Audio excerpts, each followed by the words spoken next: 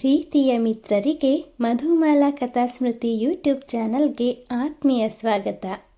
ಋಣಾನುಬಂಧ ಭಾವನೆಗಳ ಬಲೆಯೊಳಗೆ ಸಂಚಿಕೆ 58.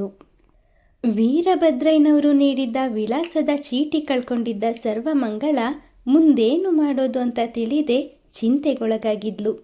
ಹೋಟೆಲ್ನಲ್ಲಿದ್ದ ಜನರ ಹಾವಭಾವದಿಂದಾಗಿ ಮುಜುಗರಕ್ಕೊಳಗಾದವಳು ಅಲ್ಲಿಂದ ಹೊರಗಡೆ ಏನೋ ಬಂದ್ಲು. ಆದರೆ ಮುಂದೆ ಹೋಗೋದಾದರೂ ಎಲ್ಲಿಗೆ? ಬಸ್ ನಿಲ್ದಾಣದಲ್ಲಿ ಒಂದು ಕಲ್ಲು ಬೆಂಚಿನ ಮೇಲೆ ಮಕ್ಕಳನ್ನು ಕೂರಿಸಿ ಬಟ್ಟೆ ಗಂಟನ್ನು ತೆಗೆದು ಬೆಳಗ್ಗಿನಿಂದ ಹಸಿವಿನಿಂದಿದ್ದ ಮಕ್ಕಳಿಗೆ ಸ್ವಲ್ಪ ರೊಟ್ಟಿ ಮುರಿದು ಸ್ನೇಹ ಹಾಗೂ ಉಜ್ವಲಾಳಿಗೂ ತಿನ್ನಿಸಿದ್ಲು. ಬೆಳಗ್ಗೆ ಹೊರಡೋ ಮುನ್ನ ಮಗು ಸಾಕ್ಷಿಗೆ ಅಂತ ತಯಾರಿಸಿ ಡಬ್ಬಿಗೆ ತುಂಬಿಸಿಟ್ಟುಕೊಂಡಿದ್ದ ತರಕಾರಿ ಇಲ್ಲದೆ ಉರಿದ ರವೆಯ ಉಪ್ಪಿಟ್ಟನ್ನು ಅರ್ಧ ಪಾಲು ತಿನ್ನಿಸಿ ಅರ್ಧ ಪಾಲು ರಾತ್ರಿಗೆ ಅಂತ ತೆಗೆದಿಟ್ಲು. ಮಕ್ಕಳ ಹೊಟ್ಟೆ ತಕ್ಕ ಮಟ್ಟಿಗೆ ತುಂಬಿಸಿ ಮುಂದಿನ ದಾರಿ ಬಗ್ಗೆ ಯೋಚಿಸ್ತಾ ಕುಳಿತಿದ್ದವಳ ಹೊಟ್ಟೆಯು ಸಂಕಟವಾದಂತಾಯಿತು. ಆಗಲೇ ಅವಳಿಗೆ ನೆನಪಾಗಿದ್ದು ತಾನು ಹಿಂದಿನ ಮಧ್ಯಾಹ್ನದ ಊಟವೇ ಕಡೆಯಾಗಿ ಮಾಡಿದ್ದು. ಬೆಂಗಳೂರಿಗೆ ಬಂದ ನಂತರ ತನ್ನ ಜೀವನ ಹೇಗೋ ಏನೋ ಅಂತ ಯೋಚಿಸ್ತಾ ರಾತ್ರಿ ಊಟವನ್ನು ಮಾಡದೆ ಬೆಳಗ್ಗೆ ತಯಾರಿಸಿದ ಉಪ್ಪಿಟ್ಟನ್ನು ತಟ್ಟೆಗೆ ಹಾಕಿಕೊಂಡ್ಳು. ಹಳ್ಳಿಯನ್ನು ಬಿಟ್ಟು ಹೋಗ್ತಾ ಇದ್ದೀನಿ ಅಂತ ಚಿಂತಿಸ್ತಿದ್ದವಳಿಗೆ ತಿನ್ನೋದಕ್ಕೆ ಮನಸ್ಸು ಬಾರದೆ ಅದನ್ನೇ ಡಬ್ಬಿಗೆ ತುಂಬಿಸ್ಕೊಂಡು ಬಂದಿದ್ಲು. ಈಗ ಅದೇ ಉಳಿದಿದ್ದ ಅರ್ಧ ಪಾಲನ್ನೇ ತಿಂದು ಸ್ವಲ್ಪ ಹೊಟ್ಟೆ ತುಂಬಿಸ್ಕೊಳ್ಳೋಣ ಅಂತ ಡಬ್ಬಿ ತೆರೆದಾಗ ಮಕ್ಕಳು ಮುಖ ಕಣ್ಣೆದುರಿಗೆ ಬಂತು. ಪುನಃ ಅದನ್ನು ತೆಗೆದು ತನ್ನ ಗಂಟಲ್ಲಿ ಇಟ್ಕೊಂಡು ಅಲ್ಲೇ ಸಾರ್ವಜನಿಕ ಕುಡಿಯೋ ನೀರು ಅಂತ ಬರೆದಿದ್ದ ನೀರಿನ ಟ್ಯಾಂಕ್ ಬಳಿ ತೆರಳಿ ಹೊಟ್ಟೆ ತುಂಬುವಷ್ಟು ನೀರು ಕುಡಿದು ಹಸಿವನ್ನು ನೀಗಿಸಿಕೊಂಡ್ಳು. ಕಲ್ಲು ಬೆಂಚ್ ಮೇಲೆ ಕೂತ್ಕೊಂಡು ಮುಂದೆ ಏನು ಮಾಡೋದು ಅಂತ ಯೋಚಿಸಿದವಳಿಗೆ ದಾರಿ ತಿಳಿಲಿಲ್ಲ. ಈಗ ಪುನಃ ಹಳ್ಳಿಗೆ ವಾಪಸ್ ಹೋಗೋದಕ್ಕೂ ತನ್ನಲ್ಲಿ ಹಣವಿಲ್ಲ. ಯಾವ ವಿಳಾಸಕ್ಕೆ ಹೋಗಬೇಕು ಅಂದ್ಕೊಂಡು ಬಂದಿದ್ನೋ ಆ ವಿಳಾಸನೂ ಇಲ್ಲ. ವೀರಭದ್ರಯ್ಯನವರು ವಿಳಾಸ ನೀಡಿದಾಗ ಒಮ್ಮೆ ಅದ್ರ ಮೇಲೆ ಕಣ್ಣ ಎಸಿದ್ದೆ ಅಷ್ಟೆ. ಅದರಲ್ಲಿ ಏನು ಬರೆದಿತ್ತು ಸರಿಯಾಗಿ ಓದಲೂ ಇಲ್ಲ. ಒಮ್ಮೆ ಓದಿದ್ರೆ ವಿಳಾಸವಾದರೂ ನೆನಪಲ್ಲಿ ಉಳಿತಿತ್ತೇನೋ. ಆ ಸಮಯದಲ್ಲಿ ಮಂದವಾದ ಈ ಬುದ್ಧಿಗೆ ಏನು ಹೊಳೆಯದಾಗಿತ್ತು. ಈಗ ಯಾರ ಬಳಿಯಲ್ಲಾದರೂ ಸಹಾಯ ಕೇಳೋಣ ಅಂದ್ಕೊಂಡ್ರೆ ಯಾರ ಪರಿಚಯವೂ ಇಲ್ಲ. ಪರಿಚಯ ಇಲ್ಲದಿದ್ರೆ ಏನಾಯಿತು, ಸಹಾಯ ಕೇಳೇ ಬಿಡೋಣ ಅಂದ್ಕೊಂಡ್ರು. ನನ್ನಂಥ ಹಳ್ಳಿಯವಳ ಬಗ್ಗೆ ನಗರದ ಜನರು ಹೇಗೆಲ್ಲ ಮಾತಾಡ್ಕೋಬೋದು ಅಂತ ಈಗಷ್ಟೇ ನೋಡಿದ್ನಲ್ಲ ಅಂತ ಯೋಚಿಸ್ತಿದ್ದವಳ ಮನಸ್ಸು ಗೊಂದಲದ ಗೂಡಾಯಿತು. ಬಹಳ ಸಮಯದಿಂದ ಒಂದೇ ಜಾಗದಲ್ಲಿ ಕೂತ್ಕೊಂಡು ಮಕ್ಕಳಿಗೂ ಸಾಕು ಅನ್ನಿಸ್ತು. ಅಮ್ಮನ ಬಳಿ ಬಂದ ಉಜ್ವಲ, ಅಮ್ಮ, ನಾವು ಬಸ್ಸಿಂದ ಇಳಿದು ತುಂಬ ಹೊತ್ತಾಯಿತು ಅಲ್ವೇನಮ್ಮ? ಆದರೂ ಇಲ್ಲೇ ಕೂತ್ಕೊಂಡಿದ್ದೀವಲ್ಲ, ಬಾ ಹೋಗೋಣ ಅಂತ ಅಮ್ಮನ ಕೈ ಹಿಡಿದು ಎಳೆದಾಗ ರಿಕ್ತವಾದ ಕಣ್ಣುಗಳಿಂದ ಮಗಳನ್ನೇ ದಿಟ್ಟಿಸಿದ್ಲು. ಹೋಗೋದಾದರೂ ಎಲ್ಲಿಗೆ ಅನ್ನೋ ಭಾವ ಅವಳ ಕಣ್ಣಲ್ಲಿ ಅಡಕವಾಗಿದ್ದು ಉಜ್ವಲಾಳಿಗೆ ತಿಳಿಲಿಲ್ಲ. ಅವಳು ಪುನಃ ಅಮ್ಮನ ಕೈ ಹಿಡಿದು, ಬಾರಮ್ಮ, ಒಂದೇ ಕಡೆ ಕೂತು ಕೂತು ಕಾಲೆಲ್ಲ ನೋಯ್ತಾ ಇದೆ, ಇನ್ನೂ ಎಷ್ಟು ಹೊತ್ತು ಅಂತ ಇಲ್ಲೇ ಕೂತ್ಕೊಳ್ಳೋದು ಅಂತ ಹಠ ಮಾಡತೊಡಗಿದ್ಲು. ಯೋಚಿಸಿ ಉತ್ತರ ಸಿಗದೆ ಹತಾಶಳಾಗಿದ್ದ ಸರ್ವಮಂಗಳ ಸಿಟ್ಟಿಂದ ಮಗಳ ಕೈ ಬಿಡಿಸ್ಕೊಂಡು, ಸ್ವಲ್ಪ ಬಾಯಿ ಮುಚ್ಕೊಂಡು ಕೂತ್ಕೋ ಅಂತ ರೇಗಿದ್ಲು. ಇಷ್ಟು ವರ್ಷಗಳಲ್ಲಿ ಒಮ್ಮೆಯೂ ಈ ರೀತಿ ನಡೆದುಕೊಳ್ಳದ ಅಮ್ಮನ ವರ್ತನೆ ಉಜ್ವಲಾಳಿಗೆ ವಿಚಿತ್ರವೆನಿಸಿ ಪುಟ್ಟ ಪುಟ್ಟ ಕಣ್ಣುಗಳಲ್ಲಿ ನೀರು ತುಂಬಿಕೊಂಡ್ವು. ತಕ್ಷಣ ಸರ್ವಮಂಗಳನಿಗೆ ತನ್ನ ತಪ್ಪು ಅರಿವಾಗಿ ಅವಳನ್ನು ಬಳಿ ಕರೆದು ಮಗಳ ಕಣ್ಣೀರು ಒರೆಸ್ತಾ, ಕ್ಷಮಿಸು ಪುಟ್ಟಿ, ಯಾವುದೋ ಯೋಚನೆಯಲ್ಲಿ ಮುಳುಗೋಗಿದ್ದೆ, ಅದಕ್ಕೆ ಹಾಗೆ ರೇಗ್ಬಿಟ್ಟೆ. ಈಗ ನಾವು ಹೋಗೋದಕ್ಕೆ ನಮ್ಮದು ಅಂತ ಇಲ್ಲಿ ಯಾವುದೇ ಮನೆ ಇಲ್ಲ ಪುಟ್ಟಿ.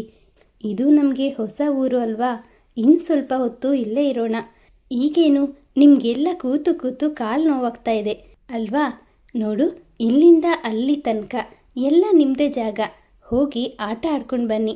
ಆದರೆ ಯಾರು ಕರೆದ್ರೂ ಅವ್ರ ಹತ್ರ ಹೋಗಬಾರ್ದು, ದೂರ ಎಲ್ಲೂ ಹೋಗಬೇಡಿ ಅಂತ ಸ್ನೇಹಾಳನ್ನು ಉಜ್ವಲಾಳ ಜೊತೆ ಮಾಡಿ ಆಡೋದಕ್ಕೆ ಕಳಿಸಿ ಹೆಗಲ ಮೇಲೆ ನಿದ್ರಿಸಿದ್ದ ಸಾಕ್ಷಿನ ಕಲ್ಲಿನ ಬೆಂಚಿನ ಮೇಲೆ ಮಲಗಿಸಿ ಶೂನ್ಯ ದೃಷ್ಟಿಯಿಂದ ಮಗುವನ್ನೇ ನೋಡ್ತಾ ಪುನಃ ಚಿಂತೆಯಲ್ಲಿ ಮುಳುಗಿದ್ಲು. ಕತ್ತಲು ಆವರಿಸ್ತಾ ಬಂದಿತ್ತು. ಸೂರ್ಯ ತನ್ನ ಕೆಲಸ ಮುಗಿಸಿ ಮನೆಗೆ ಹೋಗೋದಕ್ಕೆ ಅಣಿಯಾದರೂ ಸರ್ವಮಂಗಳನಿಗೆ ಯಾವುದೇ ಉಪಾಯ ಹೊಳಿಲಿಲ್ಲ. ಅಷ್ಟರವರೆಗೂ ಆಟ ಆಡ್ತಿದ್ದ ಉಜ್ವಲ ಹಾಗೂ ಸ್ನೇಹ ಅಮ್ಮನ ಬಳಿ ಬಂದು, ಅಮ್ಮ, ಮನೆ ಸಿಗ್ತೇನಮ್ಮ, ಹೋಗೋಣ ಅಂದಾಗ ಅವಳಿಗೆ ದುಃಖ ಉಮ್ಮಳಿಸಿ ಬಂತು. ದೇವ್ರೇ, ನನ್ನ ಹಣೆ ಬರನ ಯಾಕೆ ಇಷ್ಟು ಕೆಟ್ಟಾಗಿ ಬರೆದಿದ್ಯಾ? ಅಂಥ ಅನ್ಯಾಯವನ್ನು ನಾನು ನಿನಗೇನು ಮಾಡಿದ್ದೆ? ನನಗೆ ಎಷ್ಟು ಬೇಕಾದರೂ ಕಷ್ಟ ಕೊಡು, ಆದರೆ ಏನೂ ತಿಳಿಯದ ಈ ನನ್ನ ಕಂದ ಮಗಳಿಗೆ ಯಾಕೆ ಇಷ್ಟೊಂದು ನೋವು ಕೊಡ್ತಿದ್ಯಾ? ಎಲ್ಲ ಮಕ್ಕಳು ಹಾಗೆ ಇವರು ಕೂಡ ನಿನ್ನ ಮಕ್ಕಳೇ ಅಲ್ವಾ? ನಮ್ಮ ಮೇಲೆ ಮಾತ್ರ ನಿನಗೆ ಯಾಕೆ ಇಷ್ಟೊಂದು ದ್ವೇಷ? ಅವತ್ತು ನನ್ನಿಂದ ನನ್ನ ತಂದೆ ತಾಯಿಗೆ ನೋವಾಗೋ ಹಾಗೆ ಮಾಡಿದೆ. ನಂತರ ನನ್ನನ್ನು ಕಟ್ಟಿಕೊಂಡ ಗಂಡ, ಈಗ ಏನು ಅರಿಯದ ಈ ನನ್ನ ಮಕ್ಕಳು. ಯಾವ ಜನ್ಮದಲ್ಲಿ ಏನು ಪಾಪ ಮಾಡಿದ್ನೋ ನಾನು ಅಂತ ತನ್ನ ಹಣೆ ಬರಹಕ್ಕೆ ತಾನೇ ನಕ್ಕಳು. ಹತ್ತು ಅವಳ ಕಂಬನಿಯೆಲ್ಲ ಬತ್ತಿ ಹೋಗಿದ್ವು. ಮಕ್ಕಳೇ, ಇವತ್ತು ನಮಗೆ ಮನೆ ಸಿಗಲಿಲ್ಲ, ಇವತ್ತೊಂದಿನ ಇಲ್ಲೇ ಎಲ್ಲಾದರೂ ನಿದ್ರಿಸೋಣ ಅಂತ ಉಮ್ಮಳಿಸಿ ಬರ್ತಿದ್ದ ದುಃಖವನ್ನು ತಡ್ಕೊಂಡು ಗಂಟಿನಲ್ಲಿದ್ದ ಚೂರುಪಾರು ರೊಟ್ಟಿಯ ತುಂಡು ಹಾಗೂ ಅಳಸಲು ಪ್ರಾರಂಭವಾಗಿದ್ದ ಉಪ್ಪಿಟ್ಟನ್ನೇ ಪಾಲ್ ಮಾಡಿ ಮಕ್ಕಳಿಗೆಲ್ಲ ತಿನ್ನಿಸಿದ್ಲು. ತನ್ನ ಮಕ್ಕಳಿಗಾಗಿ ತಾನು ಬದುಕಲೇಬೇಕು ಅಂತ ದೃಢವಾಗಿ ನಿಶ್ಚಯಿಸಿಕೊಂಡಿದ್ದವಳು ಮಕ್ಕಳನ್ನೆಲ್ಲ ಕಲ್ಲು ಬೆಂಚಿನ ಮೇಲೆ ಮಲಗಿಸಿ ಪುನಃ ಹೊಟ್ಟೆ ತುಂಬುವಷ್ಟು ನೀರು ಕುಡ್ಕೊಂಡು ಬಂದವಳು ತನ್ನ ಸೆರಗನ್ನೇ ಮಕ್ಕಳಿಗೆ ಹೊದಿಕೆಯನ್ನಾಗಿ ಹೊತ್ತಿಸಿ ಗುಬ್ಬಚ್ಚಿ ಮರಿಗಳಂತೆ ಮೂವರನ್ನು ಮಲಗಿಸಿಕೊಂಡ್ಳು. ಗೊತ್ತಿಲ್ಲದ ಊರಿನಲ್ಲಿ, ಅದು ಕೂಡ ಈಗಾಗಲೇ ಒಮ್ಮೆ ಅರಿವಿಲ್ಲದೆ ಕಣ್ಣು ಮುಚ್ಚಿ ಮುಖ್ಯವಾದ ವಸ್ತುವನ್ನು ಕಳೆದುಕೊಂಡಿರೋದು ನೆನಪಾಗಿ ಮಕ್ಕಳನ್ನು ಮಲಗಿಸಿಕೊಂಡು ತಾನು ಮಲಗಿದ್ರೆ ಅನಾಹುತ ಆಗ್ಬೋದು ಅಂತ ಯೋಚಿಸಿ ಕಣ್ಣು ತೆರೆದೇ ರಾತ್ರಿ ಕಳೆಯೋದಕ್ಕೆ ನಿರ್ಧರಿಸಿದ್ಲು. ಸುತ್ತಲೂ ನಿಶಬ್ದ ವಾತಾವರಣ. ಆಗೊಮ್ಮೆ ಹೀಗೊಮ್ಮೆ ನಾಯಿಗಳು ಬೊಗಳೊಸದ್ದು. ದೂರದ ಊರಿಗೆ ಹೋಗೋದಕ್ಕೆ ಬಸ್ಸಿಗಾಗಿ ಕಾಯ್ತಾ ಕುಳಿತಿದ್ದ ಕೆಲವು ಪ್ರಯಾಣಿಕರು. 4-5 ಬಸ್ಸುಗಳನ್ನು ಹೊರತುಪಡಿಸಿದರೆ ಇಡೀ ಬಸ್ಸು ನಿಲ್ದಾಣವೇ ಮೌನದಲ್ಲಿ ಮುಳುಗಿತ್ತು. ಕೆಲವು ಪ್ರಯಾಣಿಕರಂತೂ 3 ಪುಟ್ಟ ಹೆಣ್ಣು ಮಕ್ಕಳೊಂದಿಗೆ ಕುಳಿತಿರೋ ಸರ್ವಮಂಗಳನನ್ನು ನುಂಗುವಂತೆ ವಿಚಿತ್ರವಾಗಿ ನೋಡ್ತಿದ್ರು. ಮಧ್ಯರಾತ್ರಿಯಲ್ಲಿ 1-2 ಬಾರಿ ಪೊಲೀಸ್ನವನು ಅವಳ ಬಳಿ ಬಂದು ವಿಚಾರಿಸಿ ಪುಟ್ಟ ಮಕ್ಕಳು ಅಂತ ಮರು ಮಾತನಾಡದೆ ಸುಮ್ಮನೆ ತನ್ನ ಕೆಲಸ ಮುಂದುವರಿಸಿದ್ದ. ಇದೆಲ್ಲವನ್ನು ಅನುಭವಿಸ್ತಿದ್ದವಳಿಗೆ ಅಳುವೆ ಬಂದಿತ್ತು. ಅವಳಿಗೆ ಅರಿವಿಲ್ಲದೆ ದೇವರ ನಾಮವೊಂದನ್ನು ಅವಳ ಮನಸ್ಸು ಗುನುಗತೊಡಗಿತ್ತು. ಪೂರ್ವ ಜನ್ಮದಲ್ಲಿ ನಾ ಮಾಡಿದ ಪಾಪದಿಂ ದುರ್ವಿಯೊಳು ಜನಿಸಿದೆನು ಕೃಷ್ಣ. ಪೂರ್ವ ಜನ್ಮದಲ್ಲಿ ನಾ ಮಾಡಿದ ಪಾಪದಿಂ ದುರ್ವಿಯೊಳು ಜನಿಸಿದೆನು ಕೃಷ್ಣ. ಕಾರುಣ್ಯ ನಿಧಿಯನ್ನ ಕಾಯಬೇಕು ಹರಿ ವಾರೆ ಜಾನಾಭ ಶ್ರೀಕೃಷ್ಣ. ಕಣ್ಣಿಗೆ ಕಾಣದೆ ಮರೆಯಲ್ಲಿ ನಿಂತು ಆಡಿಸ್ತಿದ್ದ ಭಗವಂತನ ಸ್ಮರಣೆ ಮಾಡ್ತಾ ಇಡೀ ರಾತ್ರಿ ಕಳೆದ್ಲು. ಬೆಳಗಾಗ್ತಿದ್ದ ಹಾಗೆ ಮುಚ್ಚಿದ್ದ ಅಂಗಡಿಗಳೆಲ್ಲವೂ ತೆರೆಯೋದಕ್ಕೆ ಪ್ರಾರಂಭಿಸಿದ್ವು.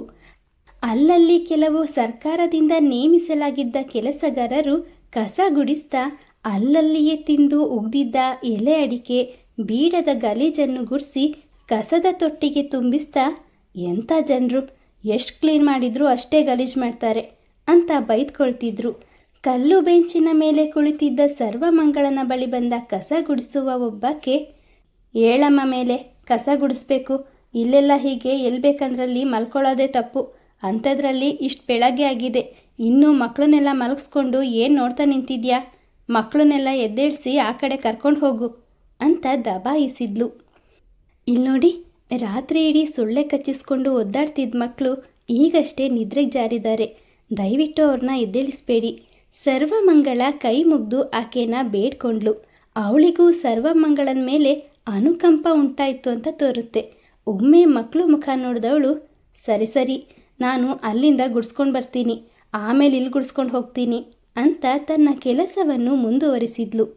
ಸರ್ವಮಂಗಳ ಮಕ್ಕಳು ಇನ್ನೂ ಕೆಲವು ಸಮಯ ಹೀಗೆ ಮಲಗಲಿ ಅಂತ ದೇವರನ್ನು ಪ್ರಾರ್ಥಿಸಿದ್ಲು. ಮಕ್ಕಳು ಎದ್ದ ಕೂಡಲೇ ಹಸಿವು ಅಂದರೆ ಏನು ಮಾಡೋದು ಅನ್ನೋದು ಅವಳ ಚಿಂತೆಗೆ ಕಾರಣವಾಗಿತ್ತು. ಅವಳ ಎಣಿಕೆ ನಿಜವಾಗಿತ್ತು. ಅಮ್ಮನ ಪರಿಸ್ಥಿತಿ ಅರಿವಾಗದ ಮಕ್ಕಳು ಎದ್ದ ಕೂಡಲೇ ಹಸಿವು ಅಂತ ಬೊಬ್ಬೆ ಇಡೋದಕ್ಕೆ ಪ್ರಾರಂಭಿಸಿದ್ವು. ದೊಡ್ಡ ಮಕ್ಕಳಿಗಾದರೂ ಹೇಗಾದರೂ ಸಮಾಧಾನ ಮಾಡ್ಬೋದಾಗಿತ್ತು. ಆದರೆ ಸರಿಯಾಗಿ ನಡೆಯೋದಕ್ಕೂ ಬಾರ್ದ ಪುಟ್ಟ ಮಗು ಸಾಕ್ಷಿನ ಸಮಾಧಾನ ಪಡಿಸುವಷ್ಟರಲ್ಲಿ ಅವಳು ಅರ್ಧ ನಿತ್ರಾಣಳಾಗಿ ಹೋಗಿದ್ಲು. ಸಾಕ್ಷಿ ಅಳೋ ಧ್ವನಿಗೆ ಬಸ್ ನಿಲ್ದಾಣದಲ್ಲಿ ಓಡಾಡ್ತಿದ್ದ ಜನಗಳೆಲ್ಲರೂ ಸರ್ವಮಂಗಳನತ್ತ ಮುಖ ಮಾಡಿ ವಿಚಿತ್ರವಾಗಿ ನೋಡ್ತಿದ್ರು. ಆ 2 ಮಕ್ಕಳಿಗೂ ಅಲ್ಲೇ ಇದ್ದ ಸ್ವಲ್ಪ ನೀರು ಕುಡಿಸಿದ್ಲು. ಸಾಕ್ಷಿಗೆ ನೀರು ಕುಡಿಸಿದ್ರೂ ಅವಳ ಅಳು ಕಡಿಮೆ ಆಗಲಿಲ್ಲ. ತನ್ನ ಎಲ್ಲ ಕೆಲಸಗಳನ್ನು ಮುಗಿಸ್ಕೊಂಡು ಸರ್ವಮಂಗಳ ಕುಳಿತಿದ್ದ ಬೆಂಚಿನ ಬಳಿ ಬಂದ ಅದೇ ಕಸ ಗುಡಿಸೋ ಮಹಿಳೆ, ಯಾಕವ್ವ ಮಗು ಅಷ್ಟೊಂದು ಅಳ್ತಾ ಇದೆ, ಅದಕ್ಕೇನಾದರೂ ಸ್ವಲ್ಪ ತಿನ್ನಿಸ್ಬಾರ್ದಾ? ಹತ್ತು ಸ್ವರ ನೆತ್ತಿಗೋದ್ರೆ ಏನು ಮಾಡ್ತೀಯಾ? ಮೊದಲು ಅದಕ್ಕೆ ಹೊಟ್ಟೆಗೇನಾದರೂ ಸ್ವಲ್ಪ ಕೊಡು ಅಂತ ತನ್ನ ಕೆಲಸ ಮುಂದುವರಿಸ್ತಾ ಕೈಯಲ್ಲಿದ್ದ ಇಷ್ಟುದ್ದ ಪೊರ್ಕೆಯಿಂದ ಬೆಂಚಿನ ಅಡಿಯಿಂದ ಕಸವನ್ನು ಎಳ್ಕೊಂಡ್ಳು. ಎಷ್ಟು ಹೊತ್ತಾದರೂ ಸರ್ವಮಂಗಳ ಸ್ವಲ್ಪನೂ ಕದಲದಿರೋದನ್ನು ಕಂಡು, ಯಾಕವ್ವ ನಾನು ಹೇಳಿದ್ದು ಕೇಳಿಸ್ಲಿಲ್ವಾ? ಅದಕ್ಕೆ ಸ್ವಲ್ಪ ಹೊಟ್ಟೆಗೇನಾದರೂ ಕೊಡು ಅವಳು ಪುನಃ ಹೇಳಿದಾಗ ಸರ್ವಮಂಗಳನ ಕಣ್ಣುಗಳಿಂದ ಕಣ್ಣೀರು ಧಾರಾಕಾರವಾಗಿ ಹರಿಯತೊಡಗಿತ್ತು. ಅವಳ ಕಣ್ಣೀರಿಗೆ ಕಾರಣ ತಿಳಿಯದ ಆಕೆ ಕೈಯಲ್ಲಿ ಹಿಡಿದಿದ್ದ ಪೊರ್ಕೆನ ಅಲ್ಲೇ ಗೋಡೆ ಬದಿಗೆ ನಿಲ್ಲಿಸಿ, ಯಾಕವ್ವ ನಾನು ಬಂದಾಗಿಂದ ನೋಡ್ತಾನೇ ಇದ್ದೀನಿ, ಮಕ್ಕಳು ಒಂದೇ ಸಮನೆ ಅಳ್ತಾ ಇದ್ರು, ಕೇಳಿಸಿದ್ರು ಕೇಳ್ದಾಗೆ ಕಲ್ಲಂಗೆ ಕುಂತಿದ್ಯಾ? ಏನಾಯಿತು? ಯಾವೂರು? ಎಲ್ಲಿಂದ ಬಂದಿರೋದು? ಎಲ್ಲಿಗೆ ಹೋಗಬೇಕು? ರಾತ್ರಿ ಎಲ್ಲ ಇಲ್ಲೇ ಮಲಗಿದ್ದೆ ಅಂದೆ, ಯಾಕವ್ವ ನಿನಗೆ ಮನೆ ಮಠ ಏನೂ ಇಲ್ವಾ? ಆಕೆ ಕಾಳಜಿಯಿಂದ ಕೇಳಿದ್ಲು. ಗೊತ್ತು ಗುರಿ ಇಲ್ಲದ ಊರಲ್ಲಿ ಯಾರೋ ತನ್ನ ಬಗ್ಗೆ ಕಾಳಜಿಯಿಂದ ಮಾತಾಡ್ತಿರೋದು ಸರ್ವಮಂಗಳನ ದುಃಖವನ್ನು ಇಮ್ಮಡಿಗೊಳಿಸಿತ್ತು. ಆಕೆಯ ಮಾತುಗಳನ್ನು ಕೇಳಿ ಬಿಕ್ಕಳಿಸ್ತಾನೆ ತನ್ನ ಪರಿಸ್ಥಿತಿಯನ್ನು ಅವಳಲ್ಲಿ ವಿವರಿಸಿದ್ಲು. ಕಸ ಗುಡಿಸೋ ಮಹಿಳೆಯಿಂದೇನಾದರೂ ಸರ್ವಮಂಗಳನಿಗೆ ಸಹಾಯ ದೊರಕುತ್ತಾ?